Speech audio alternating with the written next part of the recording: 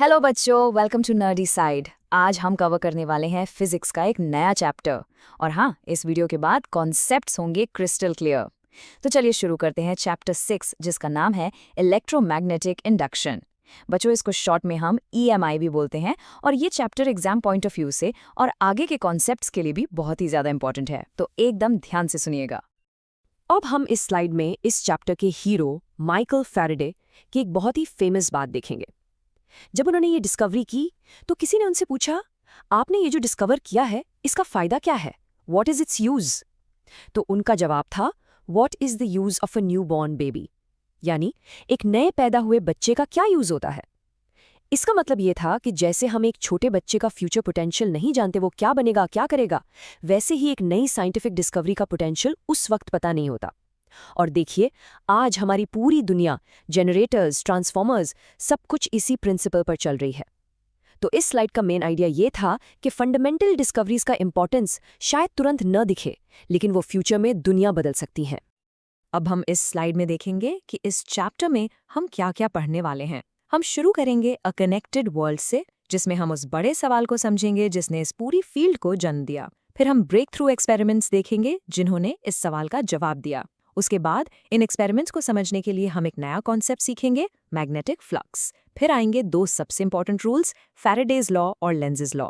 और आखिर में इन सब का एक बहुत ही इंपॉर्टेंट एप्लीकेशन, मोशनल EMF को स्टडी करेंगे। तो इस स्लाइड का मेन आइडिया आपको चैप्टर का रोड मैप देना था। तो चलिए, अब इस स्लाइड से हम अपना पहला सेक्शन शुरू करते हैं, a connected world, the big question. देखते हैं कि आखिर वो बड़ा सवाल था क्या। तो इस स्लाइड का मेन आइडिया है पहले सेक्शन को इंट्रोड्यूस करना। अब इस स्लाइड में हम थोड़ा हिस्ट्री में जाएंगे। देखिए, बहुत लंबे टाइम तक साइंटिस्ट्स ये मानते थे कि इलेक्ट्रिसिटी एक अलग फोर्स है और मैग्नेटिज्म एक बिल्कुल अलग फोर्स है। इनका आपस में कोई लेना देना नहीं है। लेकिन फिर ओएस्टर्ड और एम्पियर जैसे साइंटिस्ट्स ने एक कमाल की डिस्कवरी की। उन्होंने पाया कि मूविंग इलेक्ट्रिक चार्जेस, यानी कि इलेक्ट्रिक करंट, अपने चारों तरफ एक मैग्नेटिक फील्ड बनाता है। ये पहली बार था जब इन दोनों फोर्सेस को एक साथ जोड़ा गया था। तो इस स्लाइड का मेन आइडिया ये था कि करंट से मैग्नेटिक फील्ड बनता है, ये डिस्कवर हो चुका था। अब हम इस स्लाइड में उस बिग क्वेश्चन पर आते हैं। पिछली डिस्कवरी से एक नेचुरल सवाल उठा, अगर मूविंग चार्जेस यानी करंट मैग्नेटिक फील्ड बना सकते हैं, तो क्या इसका उल्टा, इसका रिवर्स भी सच हो सकता है? क्या हम मूविंग मैग्नेट्स से या बदलते हुए मैग्नेटिक फील्ड से इलेक्ट्रिक करंट बना सकते हैं? यही वो सवाल था जिसने उस टाइम के सबसे बड़े साइंटिस्ट को सोचने पर मजबूर कर दिया, और यही हमारे इस चैप्टर का सेंट्रल थीम है। तो इस स्लाइड का मेन आइडिया था उस कोर क्वेश्चन को इंट्रोड्यूस करना जो इस चैप्टर को ड्राइव करेगा। चलिए, अब इस स्लाइड से हम शुरू करते हैं अपना दूसरा section, the breakthrough experiments. इस सेक्शन में हम देखेंगे कि पिछले सवाल का जवाब हाँ कैसे मिला और किन एक्सपेरिमेंट्स ने ये प्रूव किया। तो इस स्लाइड का मेन आइडिया है सेकेंड सेक्शन की शुरुआत करना। अब इस स्लाइड में हम मिलते हैं इस कहानी के दो हीरोज से। एक तरफ है माइकल फैराडे इंग्लैंड से, और दूसरी तरफ जोसेफ हेनरी USA से। सबसे अमेजिंग बात यह है कि लगभग 1830 के आसपास इन दोनों ने एक दूसरे से बिल्कुल अलग, इंडिपेंडेंटली इस फिनोमेना को डिस्कवर किया। दोनों ने ही ये प्रूव कर दिया कि हाँ, बदलते हुए मैग्नेटिक फील्ड से करंट पैदा हो सकता है। तो इस स्लाइड का मेन आइडिया था इन दो महान साइंटिस्ट्स को इंट्रोड्यूस करना। अब हम इस स्लाइड में फैराडे का पहला एक्सपेरिमेंट देखते हैं। ध्यान से देखिए स्क्रीन पर। एक कॉइल है C1, जिसे हमने एक गैल्वेनोमीटर से कनेक्ट किया है। गैल्वेनोमीटर एक सिंपल डिवाइस है जो करंट को डिटेक्ट करता है। अब स्टेप 2 में हम एक बार मैग्नेट के नॉर्थ पोल को कॉइल की तरफ तेजी से पुश करते हैं। जैसे ही हम ऐसा करते हैं, रिजल्ट देखिए, गैल्वेनोमीटर की सुई हिल जाती है, उसमें डिफ्लेक्शन आता है। इसका मतलब साफ है कि सर्किट में करंट बन गया। और एक चीज ऑब्जर्व की गई कि जितनी तेजी से हम मैग्नेट को मूव करते हैं, डिफ्लेक्शन उतना ही ज्यादा होता है, और जैसे ही मैग्नेट को रोक देते हैं, डिफ्लेक्शन 0। तो इस स्लाइड का मेन आइडिया ये था कि मैग्नेट और कॉइल के बीच रिलेटिव मोशन होने पर करंट इंड्यूस होता है। अब हम इस स्लाइड में दूसरा एक्सपेरिमेंट देखते हैं। इस बार फैराडे ने सोचा कि ज़रूरी है क्या कि हम परमानेंट मैग्नेट ही यूज़ करें। हमने पिछले चैप्टर्स में पढ़ा है कि एक करंट कैरिंग कॉइल भी एक मैग्नेट की तरह बिहेव करती है।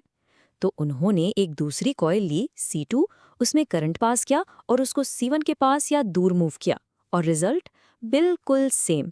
जैसे ही C2 मूव हुई, C1 के गैल्वेनोमीटर ने डिफ्लेक्शन शो किया। इससे ये प्रूव हुआ कि मैग्नेटिक फील्ड का सोर्स चाहे परमानेंट मैग्नेट हो या करंट कैरिंग कॉइल, अगर रिलेटिव मोशन है तो करंट इंड्यूस होगा। तो इस स्लाइड का मेन आइडिया ये था कि सोर्स ऑफ मैग्नेटिक फील्ड कुछ भी हो सकता है। अब इस स्लाइड में हम सबसे इंपॉर्टेंट और माइंड ब्लोइंग एक्सपेरिमेंट देखेंगे। यहाँ देखिए, दोनों कॉइल्स C1 और C2 अपनी जगह पर फिक्स्ड हैं, स्टेशनरी हैं, कोई रिलेटिव मोशन नहीं हो रहा। अब हम C2 से कनेक्टेड स्विच को ऑन करते हैं। जैसे ही स्विच ऑन किया, C1 के गैल्वेनोमीटर में एक छोटा सा मोमेंटरी डिफ्लेक्शन आया और फिर सुई वापस 0 पर आ गई। करंट बस एक पल के लिए बना। फिर जब हमने स्विच को ऑफ किया तो फिर से एक पल के लिए डिफ्लेक्शन हुआ, लेकिन इस बार ऑपोजिट डायरेक्शन में। इससे एक जरूरी बात पता चली, असली चीज रिलेटिव मोशन नहीं है, असली चीज है मैग्नेटिक फील्ड का चेंज होना। जब हम स्विच ऑन या ऑफ करते हैं तो C2 का करंट 0 से मैक्सिमम या मैक्सिमम से 0 जाता है, जिससे उसका मैग्नेटिक फील्ड चेंज होता है और उसी चेंज के कारण C1 में करंट इंड्यूस होता है। तो इस स्लाइड का मेन आइडिया था कि changing magnetic field is the real cause of induced current. तो चलिए अब इस स्लाइड से हम शुरू करते हैं अपना तीसरा section, the key ingredient magnetic flux. हमने अभी समझा कि चेंजिंग मैग्नेटिक फील्ड से करंट बनता है, लेकिन इस चेंज को नापे कैसे? उसके लिए हमें एक नया फिजिकल क्वांटिटी डिफाइन करना पड़ेगा, जिसका नाम है मैग्नेटिक फ्लक्स। तो इस स्लाइड का मेन आइडिया है मैग्नेटिक फ्लक्स के कॉन्सेप्ट को इंट्रोड्यूस करना। अब इस स्लाइड में हम देखते हैं कि मैग्नेटिक फ्लक्स आखिर है क्या। बहुत सिंपल भाषा में मैग्नेटिक फ्लक्स ये बताता है कि किसी दिए गए एरिया से टोटल कितनी मैग्नेटिक फील्ड लाइंस परपेंडिकुलरली पास कर रही हैं। जैसे इलेक्ट्रिक फ्लक्स था चैप्टर 1 में, बिल्कुल वैसा ही कॉन्सेप्ट है। ये एक स्केलर क्वांटिटी है, यानी इसकी कोई डायरेक्शन नहीं होती, और इसकी ऐसा यूनिट है वेबर, जिसका सिंबल है WB। तो इस स्लाइड का मेन आइडिया था मैग्नेटिक फ्लक्स की बेसिक डेफिनेशन, नेचर और यूनिट को समझना। अब इस स्लाइड में हम मैग्नेटिक फ्लक्स का फॉर्मूला देखेंगे। फॉर्मूला है phi = B.A, जो कि होता है BA cos थीटा। यहाँ phi है मैग्नेटिक फ्लक्स, B है मैग्नेटिक फील्ड की स्ट्रेंथ और A है उस सरफेस का एरिया। लेकिन सबसे ज़रूरी चीज़ है थीटा।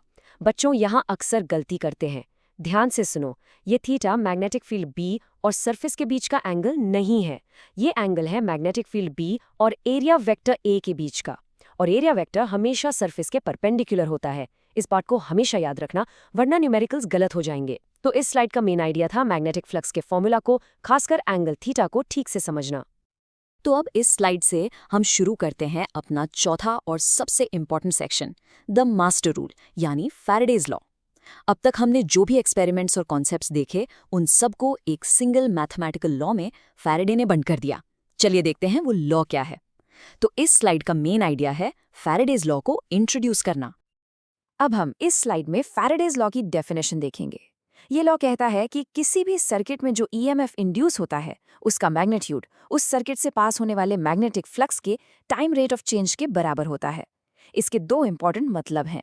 पहला, EMF फ्लक्स पर डिपेंड नहीं करता, बल्कि फ्लक्स के चेंज पर डिपेंड करता है।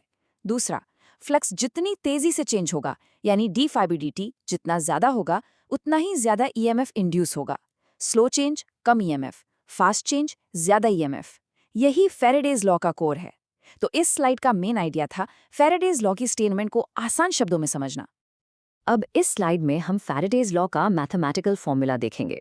फॉर्मूला है एप्सिलॉन इक्वल्स माइनस d∅b/dt। यहाँ एप्सिलॉन है इंड्यूस्ड EMF, जिसका यूनिट वोल्ट्स होता है। d∅b/dt है rate of change of magnetic flux. ये जो नेगेटिव साइन है, इसका अजीब सा मतलब है जो हम अगले सेक्शन लेंजेज लॉ में समझेंगे। अब अगर हमारी कॉइल में एक टर्न की जगह n टर्न्स हैं, तो हर टर्न में EMF इंड्यूस होगा और टोटल EMF n गुना बढ़ जाएगा। तो फॉर्मूला बन जाता है epsilon equals minus n d∅b/dt। ज़्यादा टर्न्स ज़्यादा EMF। तो इस स्लाइड का मेन आइडिया था फैराडेज लॉ के दोनों फॉर्मूलाज को अच्छे से याद करना। अब इस स्लाइड में हम देखेंगे कि फ्लक्स को चेंज करने के और इस तरह से EMF इंड्यूस करने के क्या तरीके हैं। फॉर्मूला याद कीजिए, phi = BA cos थीटा। अगर हमें phi को चेंज करना है तो हम इस फॉर्मूला में से किसी भी चीज को टाइम के साथ चेंज कर सकते हैं। तो पहला तरीका है B, यानी मैग्नेटिक फील्ड की स्ट्रेंथ को बदल दो। दूसरा तरीका है A, यानी कॉइल के एरिया को बदल दो, जैसे उसे स्ट्रेच या स्क्वीज करके। और तीसरा और सबसे कॉमन तरीका है बी और ए के बीच के एंगल थीटा को बदलो। ये कैसे होगा? कॉइल को मैग्नेटिक फील्ड में घुमा दो। हमारे जो इलेक्ट्रिक जनरेटर्स होते हैं वो इसी तीसरे प्रिंसिपल पर काम करते हैं। तो इस स्लाइड का मेन आइडिया था फ्लक्स चेंज करने के प्रैक्टिकल तरीकों को समझना। तो अब इस स्लाइड से हम शुरू करते हैं अपना 5वां section, the direction rule, Lenz law. देखिए, फैराडेज लॉ ने हमें इंड्यूस्ड ईएमएफ का मैग्नीट्यूड तो दे दिया, लेकिन उससे बनने वाले करंट की डायरेक्शन क्या होगी, क्लॉकवाइज या एंटी क्लॉकवाइज? इसका जवाब हमें लेंज लॉ से मिलता है। और फैराडेज के फॉर्मूला में जो नेगेटिव साइन था वो इसी लॉ की वजह से है। तो इस स्लाइड का मेन आइडिया है लेंज लॉ को इंट्रोड्यूस करना। अब इस स्लाइड में हम लेंज़ास लॉ की डेफिनेशन देखेंगे। इसको लॉ ऑफ ऑपोजिशन भी कहते हैं, यानी विरोध का नियम। ये लॉ कहता है कि इंड्यूस्ड करंट हमेशा ऐसी डायरेक्शन में फ्लो करेगा ताकि वो उस चेंज इन फ्लक्स को अपोज कर सके जिसने उसे पैदा किया है।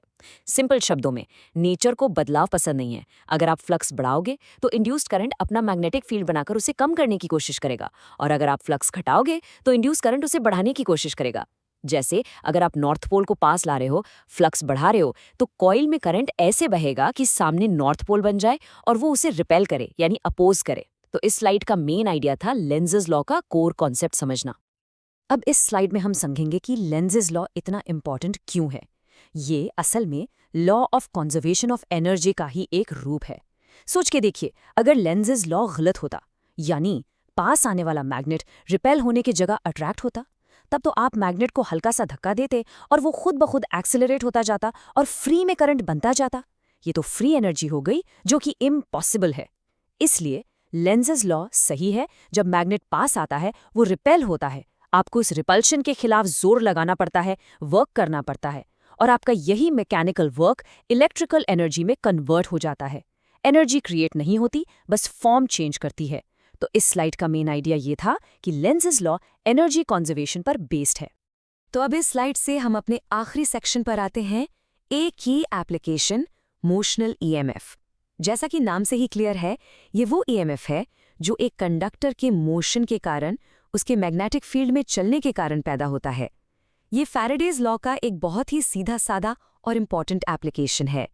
तो इस स्लाइड का मेन आइडिया है मोशनल ईएमएफ को इंट्रोड्यूस करना। अब इस स्लाइड में हम मोशनल ईएमएफ का फॉर्मूला डिराइव करेंगे। बहुत आसान है, ध्यान से देखिए। स्टेप 1, मान लीजिए एक कंडक्टर है जिसकी लेंथ L है और वो v वेलोसिटी से एक यूनिफॉर्म मैग्नेटिक फील्ड B में मूव कर रहा है। स्टेप 2, जब ये कंडक्टर मूव करेगा तो ये जो रेक्टेंगुलर लूप बन रहा है इसका एरिया बढ़ेगा। मान लो किसी टाइम t पर इसकी लंबाई x है, तो एरिया हो गया A = LX और फ्लक्स हो गया phi = BA = BLX। स्टेप 3, अब फैराडेज लॉ लगा दो। Epsilon = -d∅/dt। phi की वैल्यू रखो, एप्सिलॉन = -d(b)Lx/dt। इसमें b और l तो कांस्टेंट है, वो डिफरेंशिएशन से बाहर आ जाएंगे, बचेगा dx/dt। और rate of change of position क्या होता है? Velocity, v। तो हमारा फाइनल फॉर्मूला आ गया एप्सिलॉन = BLV। इसी को कहते हैं मोशनल ईएमएफ। तो इस स्लाइड का मेन आइडिया था इस इंपॉर्टेंट फॉर्मूला की डेरिवेशन को समझना। अब इस स्लाइड में हम कुछ इंपॉर्टेंट टेकअवेज देखते हैं। पहली बात, मोशनल ईएमएफ को हम लॉरेंस फोर्स से भी एक्सप्लेन कर सकते हैं। जब कंडक्टर मूव करता है तो उसके अंदर के फ्री इलेक्ट्रॉन्स भी मूव करते हैं और उन पर F = qvb फोर्स लगता है, जिससे वो एक तरफ इकट्ठे हो जाते हैं और ईएमएफ बन जाता है। दोनों तरीकों से रिजल्ट BLV ही आता है। लेकिन इस सबसे एक बहुत ही गहरा कंक्लूजन निकलता है, जो इस चैप्टर की सबसे बड़ी सीख है। एक टाइम के साथ बदलता हुआ magnetic field, time varying magnetic field, अपने आसपास एक इलेक्ट्रिक फील्ड पैदा करता है। यही वो इलेक्ट्रिक फील्ड है जो चार्जेस को मूव करा के करंट बनाता है। इस एक लाइन ने इलेक्ट्रिसिटी और मैग्नेटिज्म को हमेशा के लिए कर दिया। तो इस स्लाइड का मेन आइडिया था फैराडे की डिस्कवरी का असली सिग्निफिकेंस समझना। तो इस स्लाइड के साथ हम इस चैप्टर को कंक्लूड करते हैं एक बहुत ही इंटरेस्टिंग सवाल के साथ। हमने अभी सीखा कि एक बदलता हुआ magnetic field electric field create करता है। अब नेचर को सिमेट्री बहुत पसंद है, तो क्या इसका उल्टा भी सच हो सकता है? क्या एक बदलता हुआ इलेक्ट्रिक फील्ड भी एक मैग्नेटिक फील्ड बना सकता है? इस सवाल के बारे में जरूर सोचना, क्योंकि इसका जवाब हमें आगे ले जाएगा इलेक्ट्रोमैग्नेटिक वेव्स की दुनिया में। तो इस चैप्टर का मेन आइडिया था इलेक्ट्रोमैग्नेटिक इंडक्शन के फंडामेंटल्स को अच्छे से समझना। अगर आपको ये वीडियो हेल्पफुल लगी हो तो लाइक करिए, शेयर करिए अपने दोस्तों के साथ, चैनल को सब्सक्राइब करिए और कमेंट करके ज़रूर बताइए आप नेक्स्ट कौन सा चैप्टर देखना चाहते हो।